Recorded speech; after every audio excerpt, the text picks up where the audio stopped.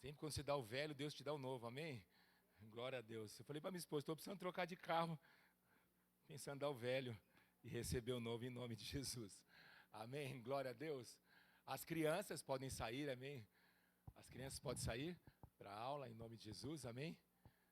Os professores já estão posicionados, você que trouxe seu filho, amém? Se você veio para o culto, traga os seus filhos, que tem uma ministração especial para ir lá, em nome de Jesus.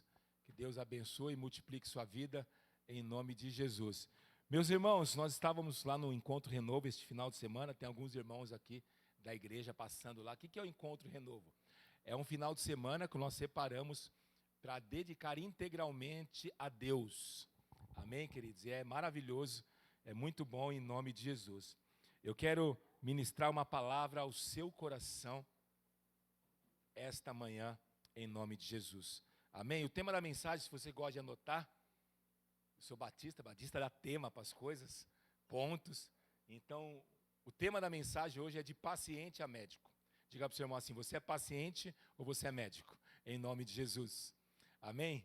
Glória a Deus. Pega a sua Bíblia, abra lá em 2ª carta aos Coríntios, 2ª carta de Paulo aos Coríntios, capítulo 1, verso 3.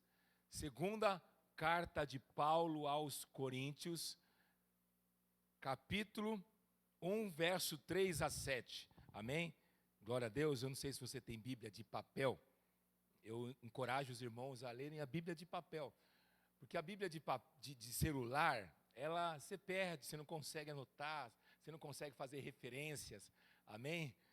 Compra a Bíblia de papel, Felipe. Você cheirar o papel assim, ó. Eu sou do tempo que eu não leio e-book, eu leio livro. Você viu lá o Clube do Livro? O que é o Clube do Livro? Eu leio junto com 150 irmãos, um livro por mês. Eu indico o livro. E aí nós lemos juntos. Aí se você quiser depois entrar no Clube do Livro, no final, o Guilherme vai colocar o QR Code, você pode entrar. E esse mês nós estamos lendo o livro do Francis Chan, Carta às Igrejas. Amém? Lá só tem livro bom. Tem livro de autoajuda, né? Livro de Bíblia, livro compartilhar a palavra de Deus em nome de Jesus. Amém? Vamos juntos no verso 3. Bendito seja o Deus Pai de nosso Senhor Jesus Cristo, Pai das misericórdias e Deus de toda consolação. Eu adoro como o apóstolo Paulo começa as cartas. Ele fala assim, bendito seja o Deus Pai, Pai das misericórdias e Deus de toda consolação. O escrito dele é uma oração que nos consola em todas as tribulações, aleluias, para que também sejamos capazes de consolar os que passam por qualquer tribulação. Olha o que ele diz, o Deus que nos consola nas nossas tribulações, para que também sejamos capazes de consolar as outras. Jusceli, uma das razões de nós passarmos tribulações é que nós vamos ser aprovados das nossas tribulações e a nossa prova, podermos ter experiência para abençoar outros. Então quando você estiver passando uma tribulação, tenha em vista que fala assim, Deus, obrigado pelas tribulações. Alguém consegue agradecer pelas provas da vida aí? Você consegue agradecer? Eu acho que isso aí é o ápice da maturidade. A criança, quando ela está passando por algum problema, ela fica com birra. Ela fica emburrada, assim ou não? Mas a pessoa madura, ela fala assim, Deus, tudo vai cooperar para o meu bem. Tudo vai cooperar. Isso talvez é o maior sinal da sua maturidade na sua fé. Que você não amaldiçoa Deus no dia da tribulação. E aí Paulo continua dizendo, porquanto, da mesma maneira como os sofrimentos de Cristo transbordam sobre nós, igualmente por meio de Cristo transborda a nossa consolação. E ele diz assim, olha, da mesma maneira como o sofrimento de Cristo transborda sobre nós, nós também, quando nós sofremos, nós transbordaremos em outros. Ora, se somos atribulados, é para a vossa consolação e salvação. E se somos consolados, é pois para a vossa consolação, o qual vos proporciona perseverança, a fim de que suporteis as mesmas aflições que nós também estamos passando. E a nossa esperança a vosso respeito está firme, visto que sabemos que sois participantes dos sofrimentos, de igual forma sereis da consolação. Deixe sua Bíblia aberta. Pai, nós queremos te engrandecer esta manhã. Estamos aqui porque nós precisamos do Senhor. Precisamos ativar a nossa fé, alimentar a nossa fé. Nós estamos com a nossa mente aberta, o nosso coração aberto, uma mente lúcida para compreender a palavra de Deus em nome de Jesus. Amém, queridos? De paciente a médico. Todos nós, irmãos, já passamos por situações difíceis. Quem nunca passou por situação difícil aí, levanta a mão. Todos nós. Todos nós. E muitos de nós estamos passando. Quem já recebeu relatórios médicos ruins? Você deve estar falando, pastor, vim para o culto. E o pastor é o pastor do caos, veio falar de problema. Porque aí fora o pessoal só não ensina 5 passos para vencer.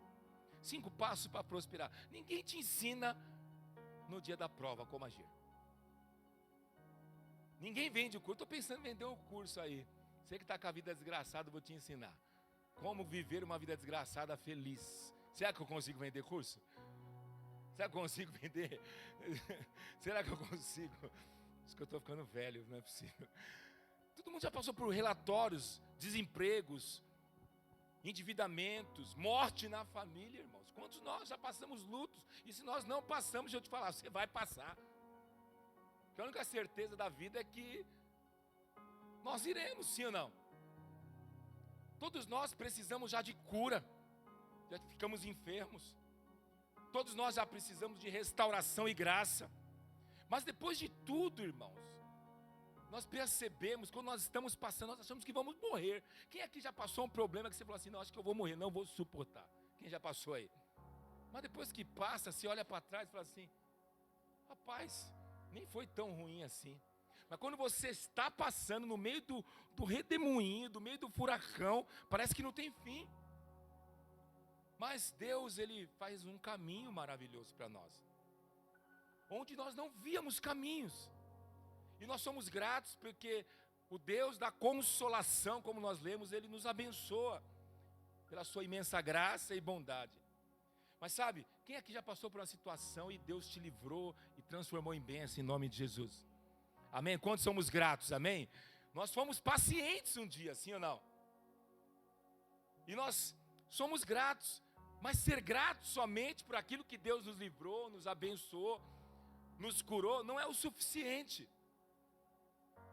Agora nós precisamos, irmãos, sair daquela situação de paciente que nós assumimos, de paciente grato, que talvez você já ficou internado um dia, que no dia da alta você agradeceu os médicos, enfermeiros, quem já passou por isso? E você está agradecido pelo cuidado que as pessoas tiveram com você. Mas aí agora você levantou da cama, saiu. E Deus não quer que você só seja um paciente grato, isso não é o bastante. Nós precisamos dar um passo mais adiante, de ir de paciente a médico. Você foi curado, você foi restaurado, você foi abençoado. Agora Deus quer usar tudo isso que você passou para você abençoar outros agora. Amém? Está entendendo? Amém? Você abençoar a outros, irmãos. Você conseguiu vencer o vício. Você precisa ajudar agora e encorajar outros a vencer. Você foi instrumento de tribulação na sua casa, mas Deus restaurou o seu casamento, restaurou a sua vida, restaurou o seu marido, a sua esposa. Agora você vai ser boca de Deus para restaurar outros. Você, irmãos, presta atenção. Nós precisamos saber e deixar que as pessoas saibam que Deus é um Deus que restaura as nossas vidas, irmãos. Deus não te curou, Deus não me curou para que nós pudéssemos ficar bem somente. Ficar bem é somente o começo da razão. Mas o próximo passo é que Deus nos cura. Irmãos, que uma coisa é saber que Deus cura, amém? Quantos sabem que Deus cura? Outra coisa é você estar no leito de morte e Deus te cura. Uma coisa é ser contado Deus da Bíblia que cura, amém, queridos? Outra coisa, Juscelia, você está no leito da morte e você foi o alvo da cura. A sua mensagem não é mais a mesma. Seu testemunho não é mais o mesmo. A sua história não é mais a mesma. Então Deus nos abençoou, irmãos. Não é apenas só para nós sermos abençoados. Ele nos abençoou para nós nos tornarmos bênção. Ele te favoreceu para que você pudesse mostrar o favor dele através da sua vida. Deus te sustentou na perda, te deu um novo começo, te tirou da vergonha, do opróbrio financeiro, para que você pudesse, irmãos, testemunhar, falar assim: Deus é um Deus de milagres. Deus é um Deus de milagres. Ele te sustentou na perda de um novo começo. Mas não é o suficiente apenas relaxar e descansar, agradecer pela bondade que Ele nos fez. Presta atenção, irmãos, nós somos muitas vezes o paciente, mas através de tudo que Deus fez para nós, por meio de nós, apesar de nós, Deus quer nos transformar agora em médicos. Deus quer nos colocar numa posição. Você sabe, algumas coisas não entenderemos lendo livros, não aprenderemos em sala de aula, ou até mesmo em reunião como essa, com culto. Tem algumas coisas que nós só vamos aprender como passarmos algumas experiências. É muito bom ler a Bíblia, é muito bom ler algumas histórias em livros, empolgante, mas tem coisas que não vai produzir transformação em nós. Existem perspectivas, irmãos, de fé, que nós só vamos entender, irmãos, quando nós passarmos. Exemplo, eu não sei como é passar um divórcio. Eu nunca divorciei. Eu não sei como é vencer o câncer. Eu nunca tive câncer. Eu não sei como é fazer uma quimioterapia. Eu nunca fiz. Eu não sei como é vencer a depressão. Nunca tomei um remédio para ansiedade. Eu não sei, meus irmãos. Tem tantas coisas que nós não sabemos, irmãos. Eu não sei o que é vencer o abuso sexual. Eu também não sei o que é nascer num lar sem pai e sem mãe. Eu não estou aqui, irmãos, presta atenção. Muitas vezes de púlpito nós ensinamos, lemos a palavra de Deus, compartilhamos, encorajamos você a vencer as dificuldades. Mas quando você já passou, você já foi o paciente, já fez o tratamento, já venceu o abandono, a crise financeira, presta atenção, irmãos, você tem muito mais realidade para falar em algumas áreas. As áreas que você tem mais realidade para falar é as áreas que você venceu. Não que nós não podemos falar de outras coisas, podemos sim, através da palavra de Deus. Mas quando você falou, quando você passou, e em algum sentido, irmãos, Deus, Ele permite nós passarmos tribulações, para que aquelas tribulações sejam transformadas, para aquelas tribulações transformar as nossas vidas em experiência, em perseverança, para que quando as outras pessoas passarem, você fala assim: fica tranquila, eu passei também, Deus me deu graça e favor, vai passar, vai abençoar você. Deixa eu te contar a minha história. No ano tal, eu passei por isso. E aí você pode ser um canal de bênção para as outras pessoas. Mas qual é o problema? Deus nos cura, tira-nos da maca. E nós somos agradecidos, mas isso não é o final. Isso é só o ponto de partida. Se você parar para avaliar a sua vida, quantas coisas Deus já fez por você. Pensa aí, quantas coisas. Agora Deus quer que nós ajudamos outros. E vou dizer para você, no lugar da sua vergonha, no lugar que o diabo sempre te envergonhou, que era a área de fracasso na sua vida, acredite, vai ser o lugar do seu testemunho. Amém? Amém? Você pode dar um glória a Deus aí, em nome de Jesus, amém? No lugar que você foi mais derrotado, mais envergonhado, no lugar que você não conseguia, sabe aquele negócio, aquela área da sua vida, o espinho na carne, como Paulo disse, é aquela área que você não conseguia. Em 2001, eu e minha esposa estávamos divorciando, nós estávamos nos separando, nós casamos muito jovens, eu com 19, ela com 18 anos, então em 2001, nós casamos em 97, Vamos fazer quase 30 anos de casado já. E aí nós estávamos separando. E alguém me convidou para ir no encontro, já viu? Encontro de casais. Eu fui no encontro de casais separado. Eu falei assim, já dessa mulher, eu não aguento mais essa mulher. Eu vou para esse encontro. Esse negócio não der jeito, nada dá jeito. Você nunca falou isso aí no seu casamento? Eu falei assim, não, é a última. É a última tentativa. Você nunca falou? Quem já falou isso aí? Só eu aqui? Só eu sou miserável mesmo. Eu sou um pastor miserável. E aí eu fui. Mas Deus preparou uma sataneira para mim lá. Você sabe o que é sataneira? Ratoeira pega o quê? E sataneira pega o quê? Satanás. Deus prepara uma sataneira para nós. E quando eu entrei naquele lugar, eu tive encontro com Jesus. Porque eu achei que o meu problema era de relacionamento. Eu achei que o meu problema era de comunicação. Nós achamos que o nosso problema de casamento é porque a gente não sabe conversar. Nós achamos que nós não sabemos relacionar. Nós achamos que o nosso problema é financeiro. Irmão, nosso problema é a falta de Deus. O problema do homem é a falta de Deus. Quando Deus entra, você aprende a falar. Você aprende a se comunicar. Você aprende a amar. Quando Deus entra, resolve. Não estou dizendo a religião não, tá, irmãos? É quando Deus purinho entra. E no lugar da minha vergonha, que era a separação, aonde Deus mais derramou graça para mim e para a esposa, para restaurar casamentos. Minha esposa é terapeuta de casais, psicóloga. É a área que Deus mais dá graça para nós ensinarmos. É sobre família, sobre casais. Mas era o lugar da minha vergonha. Era o lugar que eu era um paciente. Precisei de graça e misericórdia de Deus, Ju. Estava na maca. E Deus derramou graça. Então eu saí do lugar de paciente generoso para médico generoso. Falar para o seu irmão assim, qual é a área que você vai ser médico agora? Qual que é a área? Você tem uma história para contar, um testemunho para contar. Já venceu a dor, já venceu o luto, já venceu a pobreza, já venceu o divórcio. Qual que é a área que Deus quer usar a sua vida? Romanos capítulo 5, verso 3 diz assim, carta de Paulo aos Romanos capítulo 5, verso 3, mas não somente isso, como também nos gloriamos na tribulação. Olha o que o apóstolo Paulo fala, olha, eu dou glória na tribulação, porque aprendemos que a tribulação produz o quê? Perseverança.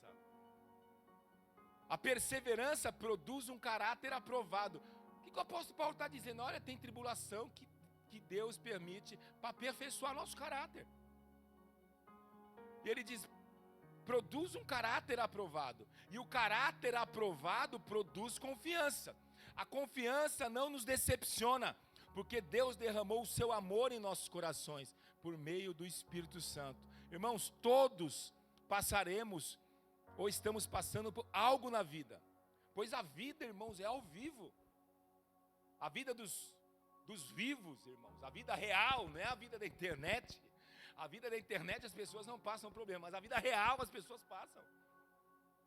E 95% que falam na internet é mentira.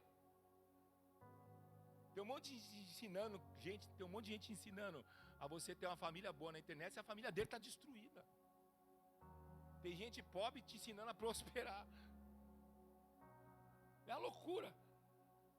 A vida ao vivo, irmãos, Jesus que disse, no mundo tereis, mas tende bom ânimo. Irmãos, o cristão tem que ter bom ânimo. Bom ânimo. Você precisa sair da sua casa animado. Você precisa chegar segunda-feira, acordar na sua segunda, para você enfrentar animado. Gente desanimada, ela não dura muito tempo. Você tem que estar animado. A sua fé não tem longevidade desanimado. Então todos nós passaremos, irmãos. E eu quero compartilhar alguns princípios, irmãos, para nós sairmos de paciente para médico. O primeiro princípio que eu quero dizer é o princípio da vida de Abraão. É o princípio de ser tu uma bênção. Gênesis capítulo 12, verso 1.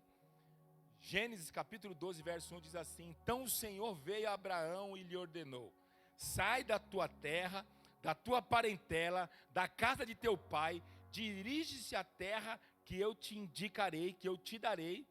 Eis que farei de ti um grande povo, eu te abençoarei, te engrandecerei o teu nome. Então Deus fala para Abraão que sai da sua casa, da sua família. Primeira coisa, quer ser abençoado, às vezes você tem que sair de perto. Depois ele fala assim, te engrandecerei, te abençoarei, engrandecerei o seu nome. Deus está falando para Abraão, amém? Que ele quando você recebe essa palavra em nome de Jesus. E depois como que termina o texto? Olha aí, você está com a sua Bíblia aberta? No verso 2, como termina? Se tu uma bênção. Então vamos lá, interpretação de texto óbvia. Você vai ser abençoado, te dá terra, eu vou agradecer esse teu nome, para quê? Para você ser uma bênção. Para você ser uma bênção na vida dos outros. Você vai prosperar? Para você ser uma bênção. Deus vai te dar coisas para você ser uma bênção. Porque o problema é que o mundo nos ensina a acumular, Deus nos ensina a dividir, irmãos. Dividir nosso tempo, dividir nosso talento, dividir nosso tesouro. É isso que Deus nos ensina, irmãos. Deus chama Abraão e fala assim, eu vou te abençoar, Abraão. Quantos que tomam posse aí da bênção de Abraão em nome de Jesus, irmão? E significa, se você não for bênção, não tem motivo de você ser abençoado. Porque a única razão de nós sermos abençoados é para nós sermos bênção, irmãos. Eu sempre pergunto às pessoas querem prosperar, todo mundo quer e eu quero também. Mas qual a razão da sua prosperidade? Qual que é a razão? Qual que é a razão? Por que você quer ser abençoado? Por que você quer ter uma empresa abençoada, Felipe? Só para você chegar e mostrar para os seus amigos que você tem 200 colaboradores? Só para isso? Para que você quer ser abençoado? Para que você quer ser alguém de relevância? Alguém que tem influência? Para quê? Então Deus, Ele está dizendo assim, olha, eu vou te abençoar. Mas presta atenção, é para você abençoar outros. Eu vou te curar, mas para você curar outros. Eu vou te libertar, para você libertar a outros, irmãos. Às vezes nós precisamos ser libertos, irmãos, do egoísmo que toma conta do nosso coração. Nós achamos até que, nós cristãos evangélicos, nós achamos até que Deus é nosso. Nós não aceitamos pensar que pessoas que não frequentam a igreja podem ser salvas. O evangélico tem uma sensação de posse assim, eles querem dominar Deus. E às vezes nós queremos, eles tipo assim, usa o capião de Deus. E nós mandamos todo mundo para o inferno porque não frequenta os cultos aos domingos. Nós temos essa sensação de posse. E nós achamos que tudo que Deus nos dá, irmãos, é para o fim só para nos abençoar. Não, Deus não é assim, irmãos. Deus, Ele quer nos abençoar para nós sermos bênção. O segundo princípio, irmãos, está lá em Lucas capítulo 6, verso 38. Lucas capítulo 6, verso 38. Você pode abrir sua Bíblia, Lucas capítulo 6, verso 38, diz assim: dai sempre. Diga comigo assim: dai sempre. E recebereis sobre o vosso colo uma boa medida, calcada, sacudida, transbordante, generosamente vos darão. Esse segundo princípio é o segundo do dar e será dado. Presta atenção no texto, irmãos. Tudo que está escrito na Bíblia eu sei que tem um sentido, tinha que estar assim. Primeiro ele fala assim, dai. Primeiro ele fala, não receba. Primeiro ele fala o quê? Dá. Olha a ordem das palavras. Ele fala primeiro, dai, e depois recebereis. Esse é o segredo que Jesus, irmãos, nos ensina. Jesus, Ele sempre quer nos ensinar a dar. A essência de Deus, irmãos. A Bíblia diz que Deus amou o mundo que deu. Deus amou o mundo. João, o Evangelho de João, a Bíblia é o livro mais lido do mundo. O Evangelho de João é a parte da Bíblia mais lido do mundo. O Evangelho de João é o texto mais lido do mundo. E dentro do Evangelho de João, o versículo mais lido é João capítulo 3, verso 16. Tem que saber de cor essa. Tem tribos indígenas isoladas que o único versículo traduzido para a língua deles é João 3,16. Que a Bíblia diz o quê? Que Deus amou o mundo de tal maneira que fez o quê, irmãos? Deu. A essência de Deus é dar. É dar. A essência de Deus, Ele quer dar, irmãos. Então, quando nós retemos, irmãos, nós estamos sendo o inverso daquilo que Deus é. Quando nós retemos o nosso talento, nós somos no meio de um povo talentoso. Olha para o seu irmão, olha um talentoso do seu lado. Olha quanta gente que tem talento. O Tito falou dos GCs aqui. O que são os GCs? GCs são grupos que nós nos reunimos para compartilhar a palavra de Deus, ser uma igreja de expressão prática. Aí tem muitos irmãos que chegam para mim, nós temos 4 igrejas, nós não temos só essa igreja. Eles chegam lá e falam assim, pastor, eu não quero liderar, eu não sou líder. Aí eu vou ver, o irmão tem uma empresa com 100 pessoas, ele lidera uma organização com 100 pessoas, ele não lidera na igreja, mas lá ele lidera, sim ou não? E ele fala que ele não está pronto para liderar. Eu falei, irmão, você lidera 100 pessoas. Mas sabe qual é o problema?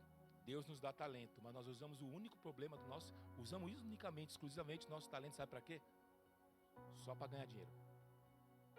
Nós não usamos nosso talento para o reino de Deus. Nós temos muitas pessoas lá onde é a sede, e vira e mexe nós temos problemas que as pessoas que mais têm capacidade de olhar as crianças não querem olhar. Aí eu falo, quem que é pedagoga? Quem que é professora? Elas levantam a mão. Aí eu vou conversar com as irmãs, eu falo, pastor, Deus me livre, eu fico com criança a semana toda, não vou ficar de final de semana. Eu falei, então, de semana toda você fica porque você está ganhando dinheiro, sim ou não? E não tem nada de errado nisso, precisa se sustentar. Mas por que você não pode ficar de final de semana? Porque ela entendeu que o talento dela é só para ganhar dinheiro, não é para abençoar o reino. Está percebendo que nós temos um problema de crença errado? Se nós achamos que todo dom, todo talento vem de Deus, sim ou não? Para que Deus te deu essa voz maravilhosa, Ju? É que nós pegamos tudo que Deus nos dá, somente, exclusivamente, para uso próprio e interesse nosso. Nosso. Então, se você tem um talento em qualquer área, acredite, a subsistência é só uma desculpa. Em primeiro lugar, nós somos sacerdotes. Nós somos cristãos de Deus nos plantar. Nos plantar. Irmãos, Deus, Ele quer nos abençoar. E todo dom, toda graça, tudo que Deus coloca nas nossas mãos, irmãos, é para nós revertermos em bênção. Lá em Romanos capítulo 13, verso 14. Abra sua Bíblia em Romanos capítulo 13, verso 14. Olha o que o apóstolo diz, o apóstolo Paulo. Eu sou devedor, tanto a gregos quanto a bárbaros, tanto a sábios como ignorantes, de modo que em tudo que depender de mim estou preparado para anunciar o evangelho, também a vós que estáis em Roma. Irmãos, Paulo fala que é devedor. Você acha que Paulo fala que é devedor porque ele devia alguma coisa? O que você acha? Por que Paulo fala que é devedor então, filho? Eu li esse texto várias vezes para entender ele. Por que Paulo que fala que é devedor? Você acha que Paulo estava endividado? Estava com carreira da Casas Bahia, atrasado? Por que ele era devedor então, Luiz? Porque Paulo tinha recebido, ele teve revelação do evangelho. Quando você recebe alguma coisa, que você precisa compartilhar com os outros, que somente você possui, você tem uma dívida com o outro. Eu preciso compartilhar porque Deus me deu algo. E eu preciso compartilhar. Paulo se sentiu um devedor porque ele recebeu o evangelho da graça. E ele precisava compartilhar. Ele tinha algo, ele tinha recebido algo de Deus, e Deus falou para ele compartilhar, e ele não compartilhou. Você lembra da parábola dos talentos, Mateus capítulo 25? Que um senhor veio, deu 5 talentos para um, sim ou não? Deu 2 para outro, e deu 1 para outro. E falou assim, olha, eu vou voltar. E quando eu voltar, eu preciso que vocês me entreguem os talentos. O que recebeu 5 fez o quê? O que ele fez com o talento? Multiplicou, entregou 10. O que recebeu 2, fez o quê? Entregou 4. E o que recebeu 1 fez o quê? Então, faz de conta. Eu tenho uma empresa, Felipe é meu diretor lá, falou assim, Felipe, eu vou fazer uma viagem de 5 anos. Eu vou deixar passar a posse da minha empresa, você vai ter, A única coisa que eu te peço, você vai ter que mandar uma continha mensal para minha esposa, para que ela viva bem e tal, e depois de 5 anos eu voltarei. E o Felipe começou bem, primeiro mês, segundo mês, mandando lá o Bolsa Família para minha esposa, terceiro mês. Mas aí ele falou, não, é muito dinheiro, esse cara nem sei se ele vai voltar, não vou dar mais não. Mas chega uma hora ou outra, Leandro, eu apareci, depois de 5 anos, eu vejo já a minha esposa passando necessidade. Como você acha que esse diretor o trataria? Ou o dono da empresa trataria você? Quando Paulo fala que é devedor, ele está dizendo isso. Eu recebi algo. O Felipe, quando eu dei para ele uma incumbência de abençoar a minha esposa, ele tem uma dívida comigo e com ela, que ele tinha que cumprir. Nós não recebemos dinheiro, nós recebemos a maior riqueza que existe, o Evangelho. O Evangelho é a maior riqueza. Por isso que Paulo fala, eu sou devedor. Devedor. Eu sei que é gostoso nós ficarmos no lado do paciente, porque o paciente, a enfermeira vem, nem comer, nem abrir a boca a gente precisa. Toma soro, você sobrevive. Ser paciente é mais confortável, sim ou não? Ser paciente, tem uns que nem banho toma, a enfermeira dá banho em você. Ser paciente é mais confortável, mas nós precisamos levantar da maca. E agora abençoar outros. Amém? Quantos estão entendendo o que eu estou dizendo? Amém, queridos? O outro princípio é o princípio de Pedro. Está lá em Lucas capítulo 22, verso 31. A Bíblia diz assim, Evangelho de Lucas capítulo 22, verso 31 diz assim: Simão, Simão, eis que Satanás já recebeu autorização para vos peneirar como trigo. Eu, entretanto, roguei por ti, isso aqui é Jesus falando para Pedro, para que a tua fé não se esgote. Tu, pois, quando te converteres, fortalece os seus irmãos. Jesus deu uma incumbência para Pedro, falou assim, Pedro, presta atenção, te guardei, te livrei. Presta atenção, Satanás recebeu uma autorização para peneirar você. Mas eu roguei para ti, para que você persevere na fé. Porque quando converterdes, fortalecerá o seu irmão. Jesus está dizendo a Pedro, quando passardes por tribulações, quando passardes por provações, servirá para alguma coisa, para fortalecer o seu irmão. Jesus estava dizendo para Pedro, olha, use o que você fez, o que você passou, as suas experiências, para ser bênção na vida de alguém. Pensa aí alguma coisa que você venceu na vida. Alguma tribulação que você venceu. Você já compartilhou como você saiu dela? Ou como Deus te abençoou para alguém? Você já foi instrumento de Deus para falar para alguém, falar assim, olha, Deus me abençoou. Talvez você passou por muitos problemas e Deus te abençoou. Mas chegou a hora, irmãos, de nós compartilharmos com alguém. Há quanto tempo você não compartilha? Compartilha. Romanos capítulo 8, verso 33 diz assim. Romanos capítulo 8, verso 33 diz assim. Quem poderá trazer alguma coisa sobre os escolhidos de Deus? É Deus quem justifica. Quem os condenará? Foi Cristo Jesus que morreu. E mais ele ressuscitou dentre os mortos. E está à direita de Deus também. Ele intercede a nosso favor. Sabe o que a Bíblia está dizendo? Que quando você está passando por tribulação, Deus intercede por você. Você tem noção, você acha que quando nós estamos passando por problemas, irmãos, nós achamos que todo mundo nos abandonou. Você tem um sentimento de solidão, sim ou não? Você está no meio de um monte de gente, você tem duas escolhas. Às vezes se vitimizar, achar que todo mundo te abandonou, ou você achar que as pessoas podem ter esquecido, mas Deus intercede por mim.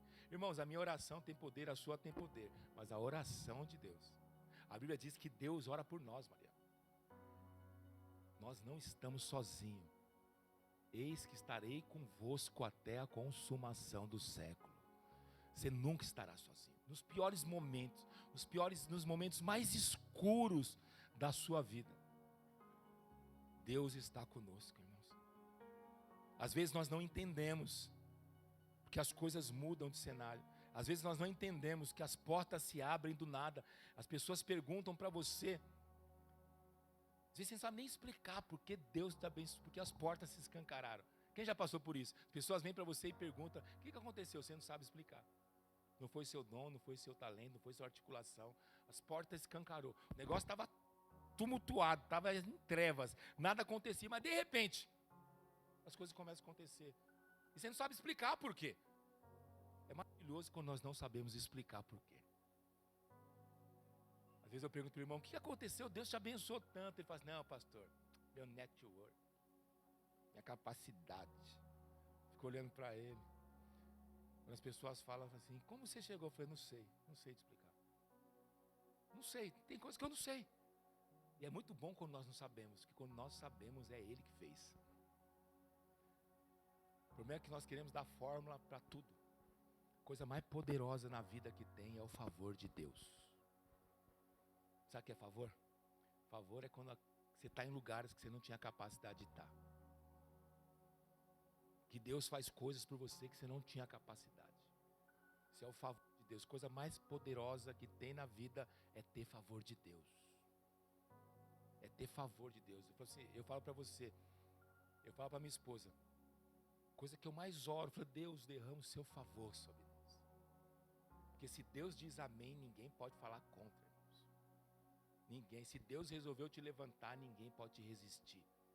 Mas também se Deus resolver te resistir, ninguém pode te levantar. É favor, procure o favor. Ore pelo favor, fala assim, Deus, me derrama favor. Faça o que você tem que fazer como homens. Mas o sim é de Deus, irmãos. O amém é de Deus. Você quer prosperar, irmãos? Você tem que chegar de cedo na sua empresa, dobre o seu joelho, ergue a mão e fala assim, Deus, derrama o seu favor. Derrama o seu favor. Tem pastores que falam assim, não, você tem que chamar Deus para ser sócio da sua empresa. Não, você não tem que chamar Deus para ser sócio de nada. Deus não quer fazer sociedade com você. Fala para Deus, essa empresa é tua, não é minha. Não é sociedade. O Senhor que é o dono. E se Deus é o dono, não vai te faltar nada. Amém? Quantos compreendem o que eu estou dizendo? Amém, queridos? Esse negócio de sociedade é coisa que inventaram. E o último princípio, irmãos, é o princípio dos dois paralíticos. Em João, abra sua Bíblia em Evangelho de João. Eu gosto dessa história. Eu gosto da maneira como Jesus contava as histórias. João capítulo 5. A Bíblia conta a história de um paralítico. Lá do tanque de Betesda. Ele estava há quanto tempo, irmãos? Lá? Você lembra? Quanto tempo ele estava lá sem andar?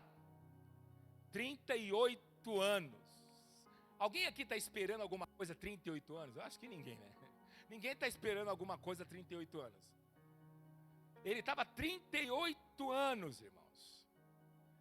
Essa é a história talvez mais deprimente. Você tem noção que é um cara ficar sem andar 38 anos. E o anjo aparecia uma vez por ano. Se as águas movessem, quem entrasse na água era curado. Mas como que o paralítico entra? Aquele lugar vivia cheio de pessoas que tinham necessidades. Eu já fui lá em Israel. Já foi em Israel nesse lugar? Alguém já foi em Israel? Já foi lá, Wagner? Eu fui lá em Israel nesse lugar. Eu fico pensando, é um tanque. Imagine, na região não tinha SUS, não tinha convênio naquela época. Todo mundo que tinha uma enfermidade ia para onde? Para o tanque. Ia para o tanque, sim ou não? E todo mundo ficava na expectativa, porque o anjo não falava que dia que ia aparecer. O sinal era, a água moveu. Quem pulava primeiro era curado. Mas como que o paralítico pulava? Como que ele ia pular? Irmãos. Mas a Bíblia conta a história também de um outro paralítico, lá em Marcos capítulo 2. Verso 3 a 11. É o paralítico e os 4 amigos. Quem lembra dessa história? Eu não vou ler porque é comprida. A Bíblia fala que tinha um homem paralítico. E aqueles amigos viram que Jesus estava pregando. Então aqueles 4 amigos pegaram a maca. Irmão, você já carregou alguém desmaiado? Quando o cara desmaia, parece que o peso triplica. Se o cara pesa 100, vira 300. Você carregar alguém que está andando, está vivo, mesmo que ele está com dificuldade, é uma coisa. Outra coisa é quando o cara desfalece. Então os caras pegaram 4 amigos, pegaram o cara, colocaram na maca. Chegaram na casa, Jesus estava pregando, não dava para entrar na porta. A Bíblia diz que eles subiram. Fica pensando, irmão, não tinha escada. Quase que eles amarraram o cara. Você precisa ler a Bíblia tentando entender como foi feito. Eles amarraram o cara. 2 subiu na casa. Puxaram o cara. Eu fico pensando na angústia. Se esse cara cai. Eles devem ter amarrado, sim ou não? Subiram no telhado. Jesus está pregando dentro da casa. As lajes daquela casa, daquela época, não era uma laje não era laje de cimento. Era tipo, se você for estudar a história do povo de Israel, eles colocavam palha e uma espécie de argila. Criava tipo um betume, assim. Não era tão duro como asfalto, como cimento, mas era algo denso. E eles começaram a bater. Imagine Jesus pregando. Porque eles desceram pelo telhado. E não era telha brasilite, não existia telha brasilite. E se eles estavam lá em cima, em 5 pessoas, 4 mais a maca, quer dizer que era resistente, não era palha também. Sim ou não? E eles descem na maca. Jesus, ele desceu no meio da reunião. Imagine, Jesus olhando, Jesus pregando e os caras batendo para quebrar o telhado. Eles descem a maca. Jesus fala, vai, a tua fé te salvou. A fé deles, a Bíblia diz assim, a fé deles. Deles de quem, irmãos? Dos amigos. Qual que é a diferença desses 2 aleijados? Um ficou 38 anos. Porque sozinho ele não conseguia, Juscelino. Mas o outro foi curado, porque tinha pessoas para carregar. Existem momentos, irmãos, que vai mudar a vida das pessoas, não é a fé nem do cara, é a nossa fé.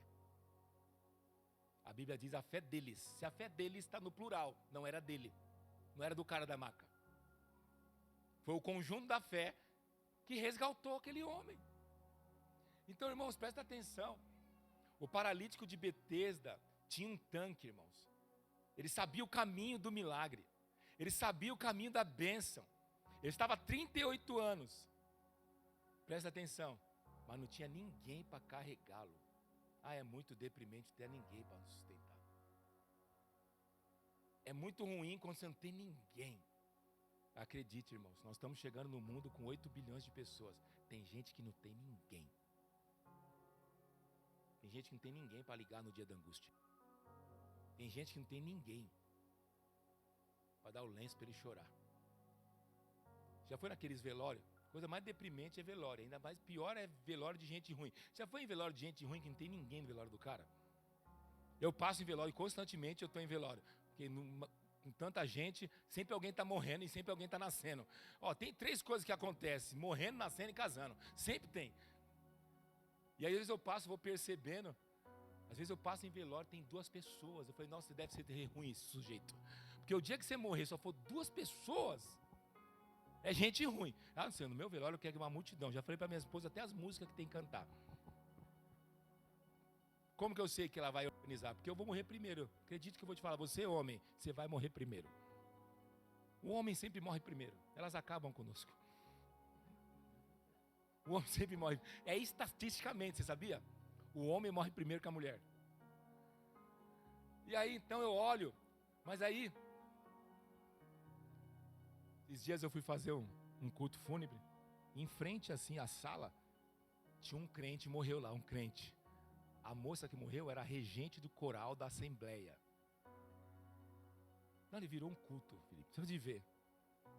Todas as tiazinhas do Tocó cantando. Elas cantaram, acho que a harpa toda. Uma multidão, assim. Eu falei assim, essa era a querida.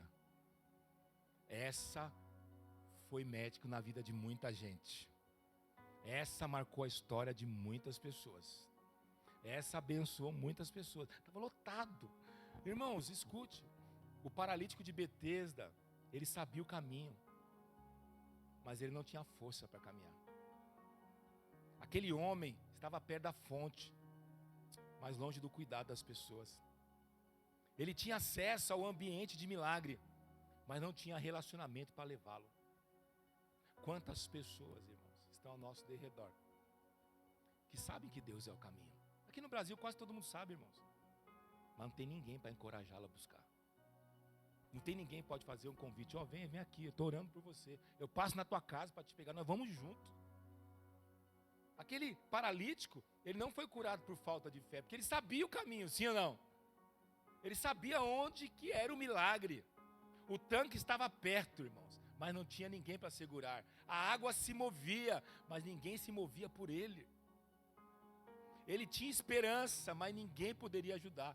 38 anos vendo, irmãos, chegando perto, batendo na trave, todo ano batia na trave. Irmãos, há pessoas que estão paralisadas. Elas estão paralisadas pela ausência de outros.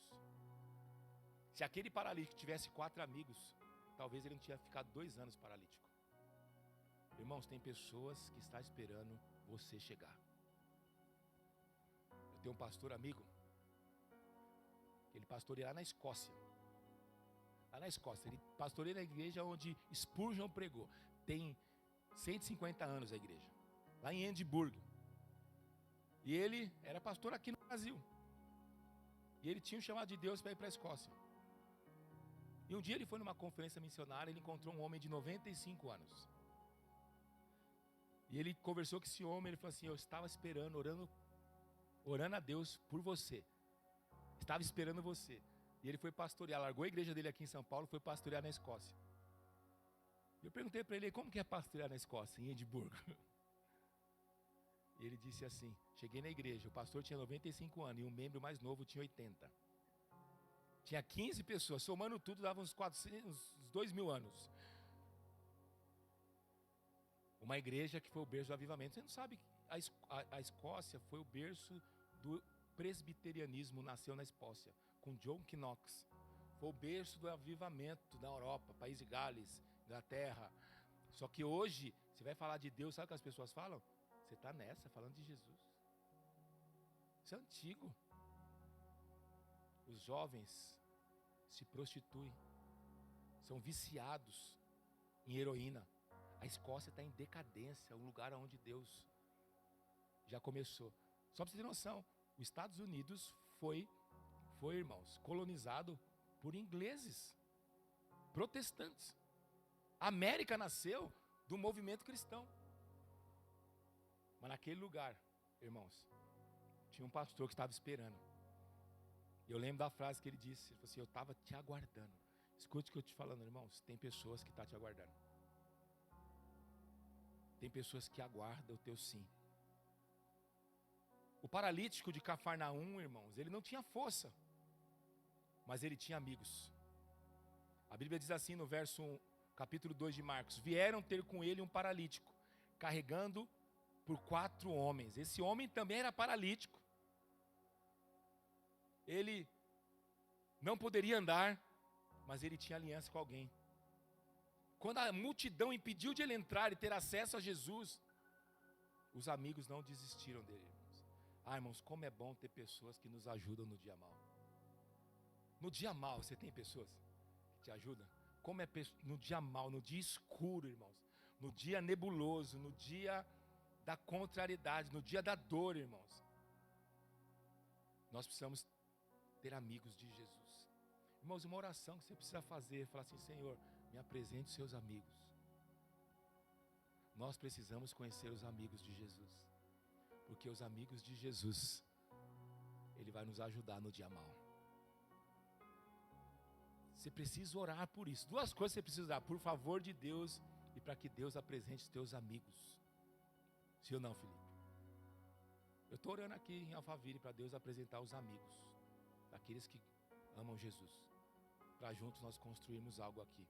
Amém, queridos? Fala para você, irmão, você é um amigo de Jesus. Você está convidado para nós juntos edificarmos a obra de Deus aqui em nome de Jesus. Gostaria que você ficasse de pé em nome de Jesus. A Bíblia nos mostra o poder de relacionamentos certos. O paralítico de Marcos recebeu um milagre coletivo. No verso 5 a Bíblia diz: vendo-lhes a fé. Mas o de Betesda não tinha ninguém que poderia colocar ele lá nas águas. Hoje eu vim aqui desafiar você, que você saia de um lugar de paciente a médico. Um dia você é o cara que estava na maca. Mas um dia você pode sair da maca e ser o cara que carregar a maca. Eu não sei de você, eu prefiro ser carregador da maca. Amém? Você prefere ser o carregador da maca? Eu prefiro estar na maca carregando que na maca deitado. Amém? Eu prefiro dar uma cesta básica do que estar na posição de receber.